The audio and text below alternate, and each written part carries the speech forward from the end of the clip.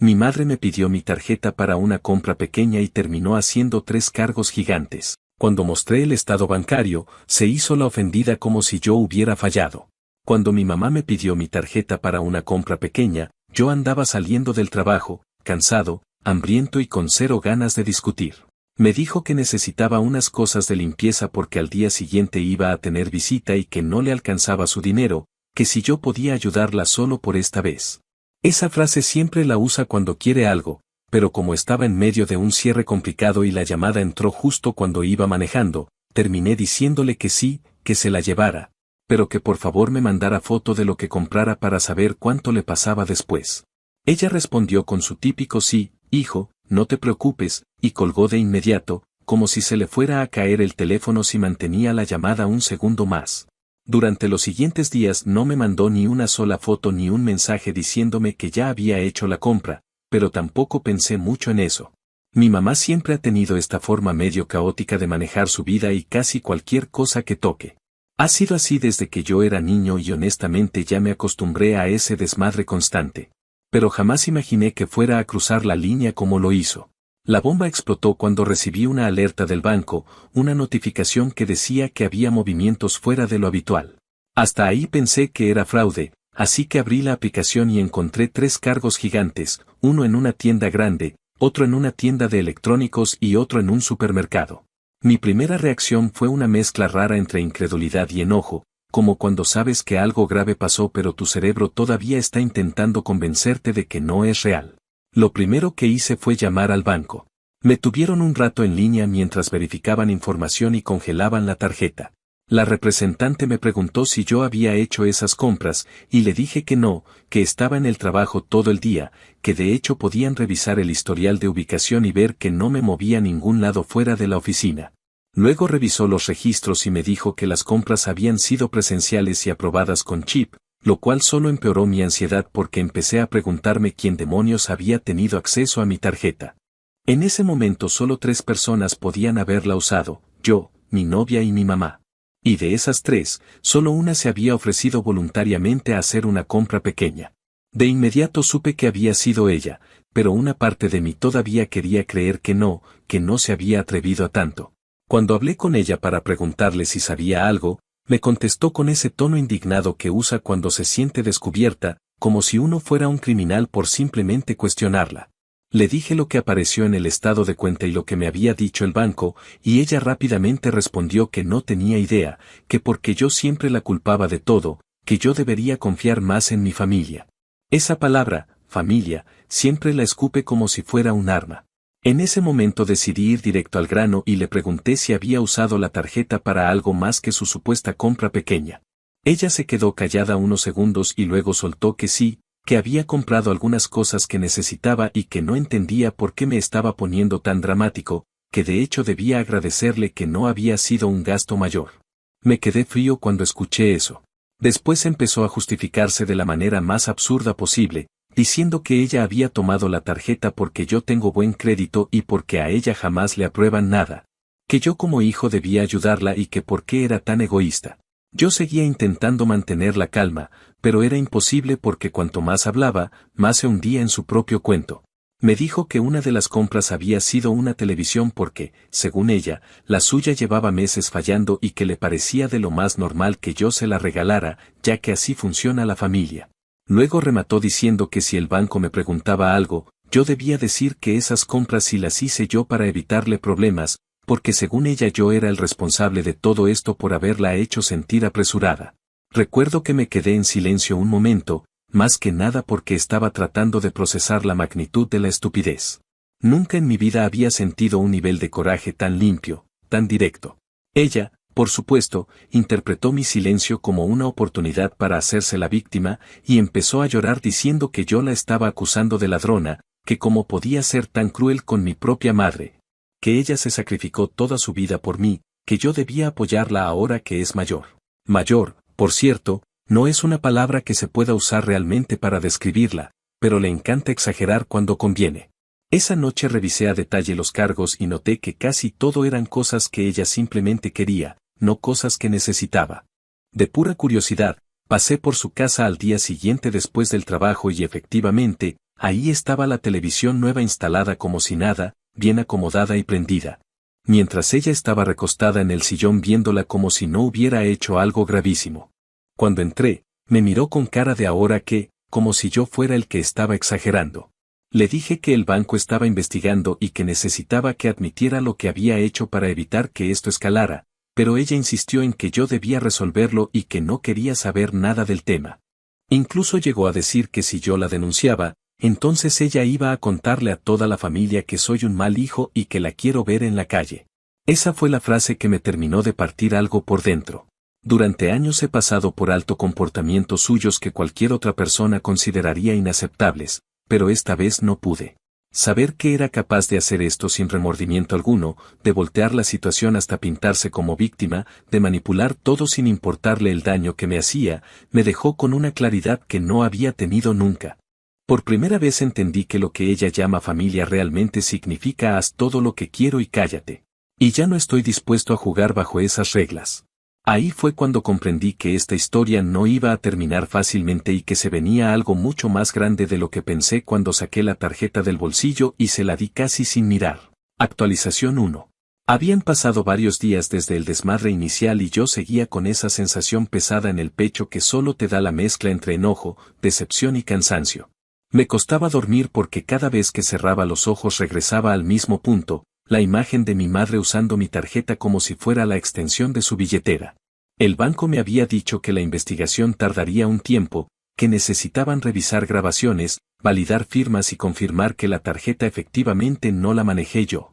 Durante ese periodo, las llamadas de mi mamá se volvieron una cosa impredecible. Un día me marcaba llorando, diciendo que no sabía por qué yo la odiaba tanto, y al siguiente me gritaba que era un malagradecido, que no entendía todo lo que ella había sacrificado desde que yo era niño.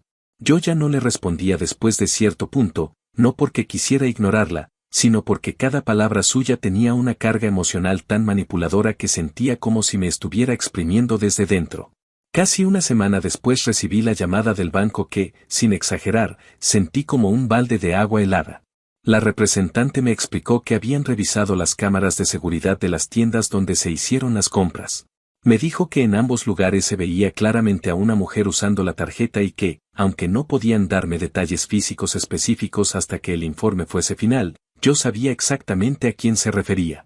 Cuando me dijo que la persona firmó uno de los recibos con un nombre que no coincidía con el mío, pero que tampoco intentó ocultarse demasiado, entendí de inmediato que mi madre ni siquiera había tenido la mínima preocupación por cubrir sus huellas.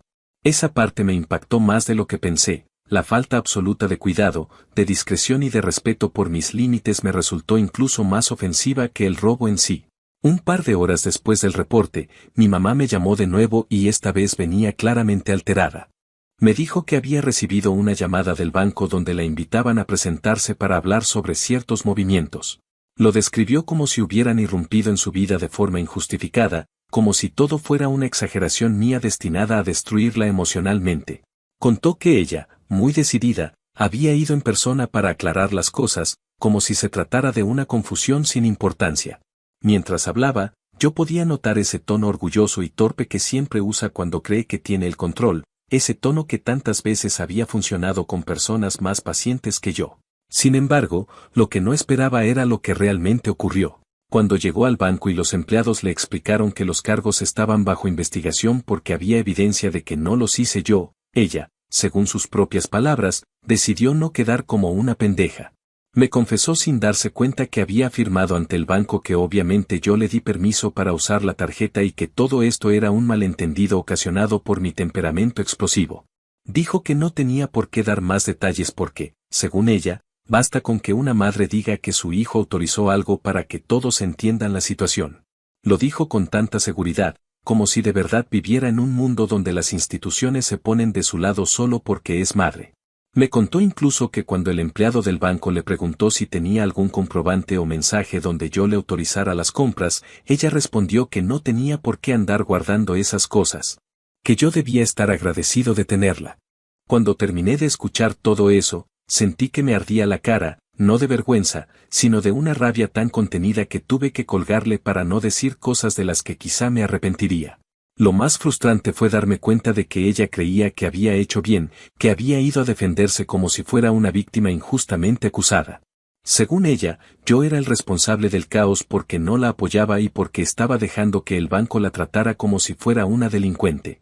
Esa palabra, delincuente, la repetía como si fuera impensable que su comportamiento encajara en esa descripción. Mientras tanto, el banco no veía la situación como una simple discusión familiar. Para ellos era un caso de fraude con evidencia suficiente para escalarlo. Al día siguiente recibí una llamada de la encargada de mi caso. Me explicó de manera calmada, pero firme, que debido a las declaraciones contradictorias y las pruebas disponibles, el banco había decidido remitir la investigación a un área legal más estricta.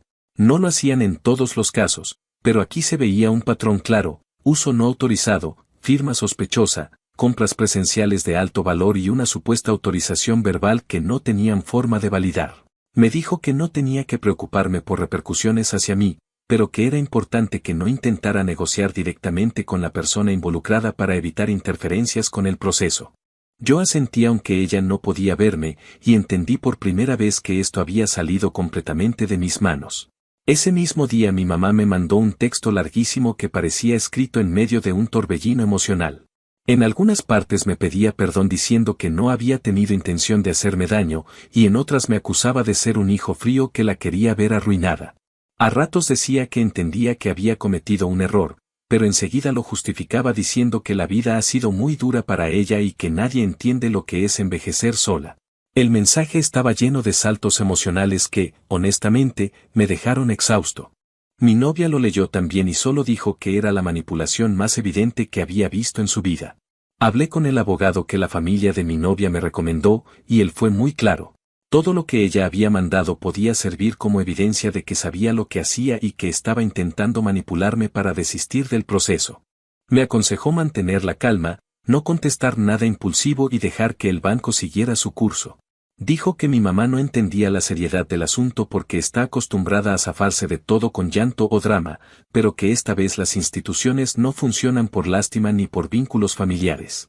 Durante el resto de la semana recibí llamadas de mis tías, quienes ya se habían enterado de la situación gracias a mi madre. Al principio llegaron con el típico discurso de que debía tener piedad, que no podía exponer a mi mamá a una vergüenza de ese tamaño, que la familia siempre debe mantenerse unida por encima de todo. Pero conforme pasaban los días y ellas mismas hablaban con mi mamá, sus discursos empezaron a cambiar. Una de ellas me llamó casi en secreto para decirme que siempre habían sabido que mi madre era descuidada con el dinero y que llevaba años haciendo cosas así, aunque quizás no tan graves. Otra me confesó que a veces también intentaba manipularlas cuando necesitaba ayuda y que yo no debía sentirme culpable por no permitirlo más. Fue la primera vez que me sentí realmente validado, porque comenzaba a entender que lo que yo vivía no era una exageración, sino un patrón repetido que simplemente ahora había alcanzado un punto de quiebre. La investigación seguía avanzando y, en medio de todo ese caos, yo empezaba a tener una claridad que antes no tenía. Me dolía enormemente reconocer que mi mamá, esa figura que debería inspirar confianza y seguridad, había decidido usarme de una manera tan fría. Pero también entendí que si no ponía límites ahora, nunca en la vida lo haría.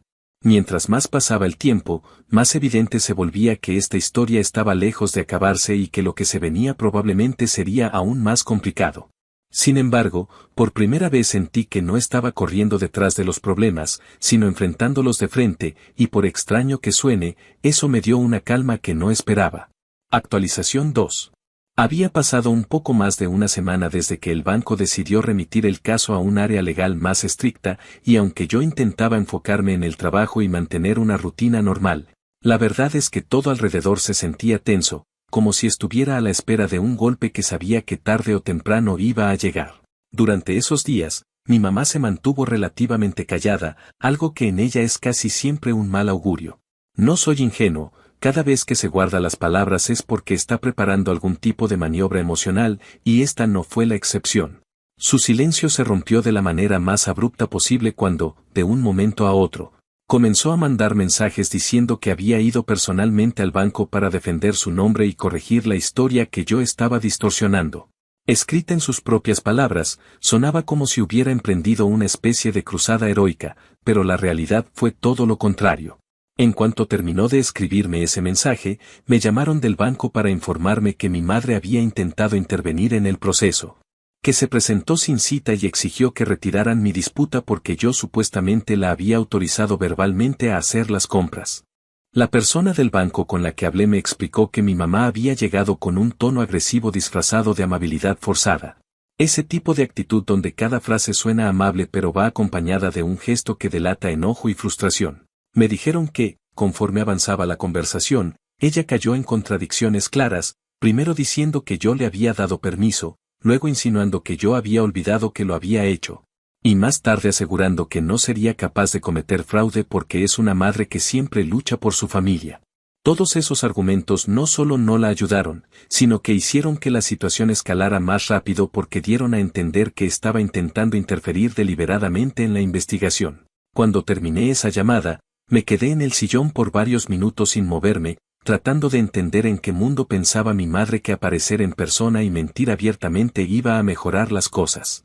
Su razonamiento parecía sacado de un lugar tan desconectado de la realidad que me costaba creer que estuviéramos viviendo el mismo evento.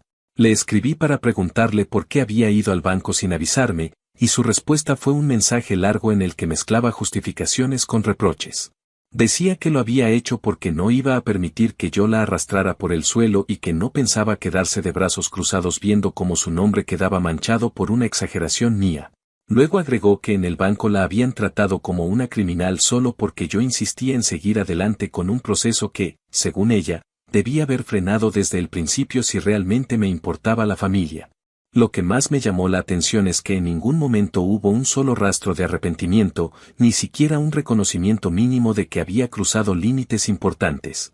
Mientras todo eso ocurría, mi abogado seguía recolectando la información que el banco compartía conmigo, especialmente los detalles sobre la intervención de mi madre en la investigación. Él me explicó que en estos casos, cuando la persona implicada intenta defenderse mintiendo o contradiciéndose, el asunto suele pasar de una cuestión civil a una potencial investigación criminal, porque demuestra intención de ocultar lo que realmente sucedió. Me dijo también que era importante que yo mantuviera toda comunicación por escrito, que no borrara ningún mensaje y que evitara cualquier confrontación directa, porque cualquier cosa que ella dijera podía convertirse en material útil para aclarar la situación. Ese consejo me ayudó mucho, porque antes de eso yo seguía cayendo en la tentación de discutir con ella por teléfono, lo que solo me desgastaba emocionalmente y no aportaba nada positivo. A mitad de esa semana, mi madre dejó de pedirme que retirara la disputa y empezó a enviarme mensajes con tonos completamente distintos, como si estuviera improvisando nuevas estrategias emocionales día tras día. Una noche me escribió diciendo que no podía creer que fuera capaz de verla sufrir así, que cualquier hijo normal habría protegido a su madre y no la habría dejado en manos de instituciones que jamás van a entender cómo funciona una familia. Al día siguiente cambió por completo y empezó a escribirme como si todo fuera un malentendido que se podía arreglar con una simple conversación entre nosotros, insistiendo en que el banco no tenía por qué estar involucrado en algo que, según ella, ni siquiera era grave. Me pidió que pensara en mi infancia, en todas las veces que ella había estado ahí para mí, en cómo siempre se las ingenió para que yo tuviera lo necesario.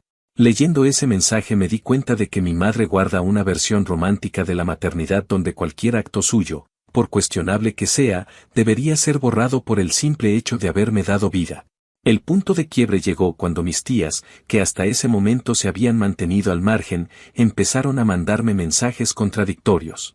Una de ellas decía que yo debía tener mano dura porque mi madre siempre había sido irresponsable con el dinero. Otra decía que debía tenerle paciencia porque la vida nunca había sido fácil para ella. Eso me hizo entender que, durante años, su comportamiento había sido una carga repartida entre diferentes miembros de la familia, y que ahora que yo finalmente estaba poniendo un límite, ellas no sabían cómo posicionarse. Una de ellas incluso admitió que mi madre solía pedir dinero sin explicar para qué lo necesitaba, y que más de una vez se había molestado cuando no se lo daban. Escuchar eso no me hizo sentir mejor, más bien me dejó claro que mi madre no veía límites donde debería haberlos. A finales de esa misma semana, el banco confirmó que había suficientes pruebas para continuar con la revisión formal y que el caso sería enviado a una oficina encargada de posibles fraudes internos. Aunque no me dieron detalles específicos sobre la parte legal externa, sí dejaron claro que ya no dependía solo de mi retirar o mantener la disputa. Me explicaron que cuando hay evidencia contundente y declaraciones contradictorias por parte del implicado, el banco debe protegerse a sí mismo, lo que significa que incluso si yo quisiera detener el proceso, no necesariamente sería posible. Esa explicación me dejó una mezcla de alivio y miedo. Alivio porque ya no estaba solo cargando con la decisión, pero miedo porque entendí que la situación se estaba moviendo a un terreno que podría tener consecuencias graves para mi madre. Esa misma noche, mi madre me mandó un mensaje aún más largo, donde parecía vacilar entre pedir perdón y pedirme que asumiera la responsabilidad completa. Escribió que nunca había querido causarme daño, que todo lo que hacía era para mantener la casa funcionando, que yo no entendía lo difícil que era vivir con tan pocos recursos. Luego cambió completamente el tono y dijo que si yo no detenía el proceso, entonces ella no tendría más opción que pensar que yo ya no la consideraba parte de mi vida. Añadió que no merecía esta traición y que, como madre, esperaba que yo corrigiera mi error y le evitara pasar por un infierno que, según ella, yo mismo estaba provocando. Cada palabra estaba escrita de una forma tan calculada y tan emocionalmente invasiva que sentí que me estaban apretando el pecho. Aún así, pese a toda su presión y a mi propio malestar, por primera vez en mucho tiempo sentí que estaba actuando desde un punto de claridad. Sabía que si cedía ahora, todo en adelante sería peor. Si bajaba la guardia, mi madre interpretaría que tenía permiso para repetir este comportamiento cada vez que quisiera. Y aunque me pesara reconocerlo, la única manera de romper ese ciclo era permitir que las consecuencias siguieran su curso, por duras que fueran. Mientras más avanzaba todo, más evidente se hacía que esto ya no era una simple disputa familiar, era el choque inevitable entre dos realidades completamente distintas. La de alguien que había vivido siempre en excusas y la de alguien que, por primera vez, estaba negándose a aceptarlas. Actualización final. Habían pasado varias semanas desde el último gran movimiento en el caso y, aunque al principio pensé que la situación empezaría a calmarse de manera natural, sucedió exactamente lo contrario. La investigación del banco siguió avanzando con una precisión que, en cierto modo, me sorprendió. No era la primera vez que enfrentaba trámites bancarios, pero nunca había estado envuelto en un proceso tan meticuloso, donde cada detalle parecía tener un peso real en la decisión final. Por mi parte, seguía aportando toda la información que me pedían, guardando correos, mensajes, capturas de pantalla y cualquier cosa que pudiera servir para aclarar lo que había pasado. No lo hacía con gusto ni con satisfacción, sino con esa sensación amarga de estar siendo arrastrado por un problema que yo no provoqué, pero que definitivamente me tocaba enfrentar.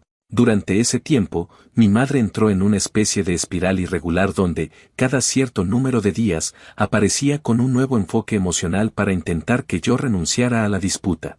A veces se mostraba derrotada, casi resignada, escribiéndome mensajes donde decía que no sabía por qué la vida la castigaba tan fuerte y que quizá ella era la culpable de todas las desgracias de la familia.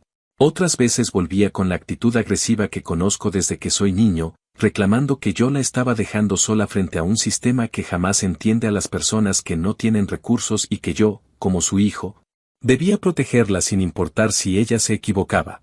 Ese vaivén emocional era desgastante, no solo porque cada mensaje removía heridas antiguas, sino porque dejaba en evidencia lo lejos que estaba de asumir la responsabilidad por sus actos.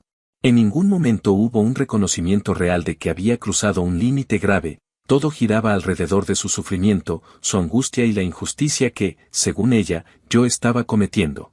El avance definitivo llegó cuando recibí una llamada del banco informándome que el caso había sido revisado por su departamento legal y que, debido a la evidencia recabada, se había decidido transferirlo a procesos externos, específicamente a una instancia estatal encargada de evaluar posibles delitos financieros.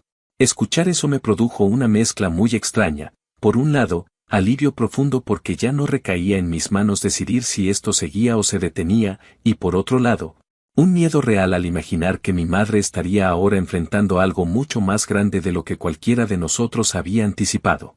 El representante fue claro al explicar que yo ya no podía intervenir para frenar el procedimiento, que esto había superado cualquier aspecto emocional o familiar.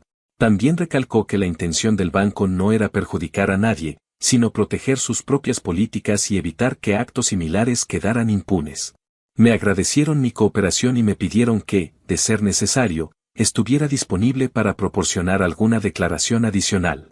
Cuando colgué, Me quedé mirando el teléfono durante varios minutos, procesando lo que acababa de escuchar. No era que yo no supiera que esto podía pasar, pero existe una diferencia muy grande entre imaginarlo y escucharlo directamente. Le conté a mi novia y su reacción fue una mezcla de comprensión y apoyo, pero también de preocupación. Ella, aunque no lo decía abiertamente, sabía lo complicado que iba a ser enfrentar la reacción de mi madre cuando se enterara. Sin embargo, entendía que la decisión no estaba en mis manos y que retirarme ahora solo empeoraría las cosas. No pasó mucho antes de que mi madre descubriera lo que había sucedido, porque la oficina estatal le envió una notificación formal donde se le informaba que debía presentarse para responder a ciertos señalamientos. Ahí fue cuando todo explotó de nuevo. Me llamó con una urgencia desesperada que no había mostrado antes, mezclando lágrimas con insultos, diciendo que cómo era posible que yo hubiera permitido que esto escalara a tal nivel. Me acusó de querer destruirla, de ser un ingrato, de olvidarme de todo lo que ella había hecho por mí desde que nací. Decía que era inconcebible que un hijo no moviera cielo y tierra para evitar que su madre fuera arrastrada a un proceso legal. Yo intenté explicarle que nada de lo que decía tenía sentido, que no era yo quien estaba provocando eso, que solo estaba siguiendo las instrucciones del banco y que, de hecho, ellos habían tomado la decisión de manera independiente. Pero ella no quiso escuchar nada, seguía hablando encima de mis palabras, repitiendo que yo era un traidor, que no tenía corazón, que prefería ver a cualquiera antes que verla a ella. La conversación terminó de la peor forma posible. En un punto, cuando se dio cuenta de que yo no iba a ceder, dejó de llorar y adoptó ese tono frío y cortante que siempre usa cuando se siente realmente herida. Me dijo que si yo estaba dispuesto a dejar que el Estado la investigara, entonces no quería volver a verme. Que no tenía sentido mantener un vínculo con alguien que la estaba entregando como si fuera basura. Lo dijo con una calma que dolía más que los gritos anteriores, como si estuviera dictando una sentencia definitiva. Después colgó y no volvió a marcar durante varios días. No voy a mentir, su ausencia, aunque sabía que era lo mejor, también pesaba. Crecí aprendiendo que uno siempre debe buscar la aprobación de su madre, incluso cuando esa madre no se ha ganado ese lugar. Sentirme en paz con la distancia no fue inmediato, pero poco a poco empecé a reconocer que, por primera vez, no estaba atrapado en su ciclo emocional. Ya no tenía que correr a reparar el daño, ni justificarme, ni asumir culpas que no me corresponden. Era extraño, pero también liberador. Con el paso de los días, me concentré en seguir con mi vida mientras el proceso seguía avanzando por su cuenta. El banco confirmó que revertiría los cargos una vez finalizados los trámites externos y que mi historial crediticio no sería afectado. Mi abogado me aseguró que yo no estaba expuesto a ninguna consecuencia legal. Por primera vez desde este caos, sentí que recuperaba un poco de control sobre mi propia existencia, como si hubiera estado cargando un peso que no sabía describir hasta que finalmente lo solté. La última interacción con mi madre ocurrió semanas después, cuando ella me envió un mensaje breve, casi escueto, donde decía que esperaba que estuviera satisfecho con lo que había logrado, que ella, como madre, jamás habría tomado una decisión que me perjudicara y que yo, en cambio, la había condenado por un error insignificante. Le respondí de forma clara, sin rabia, sin justificarme. Le dije que ella había cruzado un límite que yo ya no podía ignorar, que su falta de responsabilidad no era un error pequeño y que las consecuencias no las estaba decidiendo yo sino las instituciones a las que ella misma provocó. Le dije también que no la odiaba, que simplemente me había cansado de cargar con problemas que yo no generé. Cuando envié ese mensaje, no esperaba una reconciliación ni una explosión, solo buscaba decir, por primera vez, algo que jamás me había permitido decirle, que ya no iba a seguir absorbiendo los costos de sus decisiones. Ella no respondió, y ese silencio, en lugar de ser un vacío, se convirtió en un espacio donde finalmente pude respirar. En retrospectiva, creo que la verdadera venganza no fue el proceso legal ni el resultado final del caso, sino el simple hecho de que dejé de ser parte del juego emocional donde ella siempre tuvo ventaja. No hubo gritos ni castigos, solo la consecuencia inevitable de haber tomado algo que no le pertenecía y de haber confiado en que yo cubriría las huellas como siempre hice. Esta vez no lo hice. Y para alguien como ella, acostumbrada a recibir perdón sin pedirlo, ese límite fue más devastador que cualquier acción legal.